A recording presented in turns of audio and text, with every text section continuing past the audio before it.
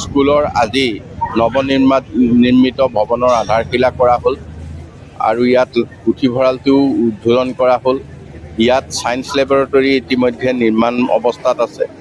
আৰু 3 কোটি টকা আমি এই বিদ্যালয়লৈ আগবঢ়াম যাতে আৰু পুৰণি যিখিনি গৃহ আছে সকলো নতুন ৰূপত ৰূপ দিব পাৰে।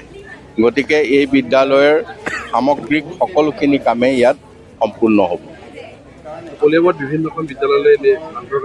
বিভিন্নখন বিদ্যালয়ৰ ভিতৰত কলিয়াবৰত আমবাগান হায়াৰ ছেকেণ্ডেৰীত ইতিমধ্যে উদ্বোধন কৰা হৈছে, নিৰ্মাণ হৈছে। কলিয়াবৰ বালিকা উচ্চতৰ মাধ্যমিক বিদ্যালয়খন আৰু অতি সোনকালে আমি উদ্বোধন কৰিব পাৰিম। নিৰ্মীয়মান অৱস্থাত থাকিব জখলাবন্ধা হায়াৰ ছেকেণ্ডেৰী, আমাৰ কলিয়াবৰ হায়াৰ ছেকেণ্ডেৰী আৰু আমাৰ কৈতল হায়াৰ ছেকেণ্ডেৰী। এই 3খন নিৰ্মীয়মান অৱস্থাত থাকিব আৰু আমি আশা কৰিম এবছৰৰ ভিতৰত এই 3খনৰে নিৰ্মাণ সম্পূৰ্ণ হ'ব।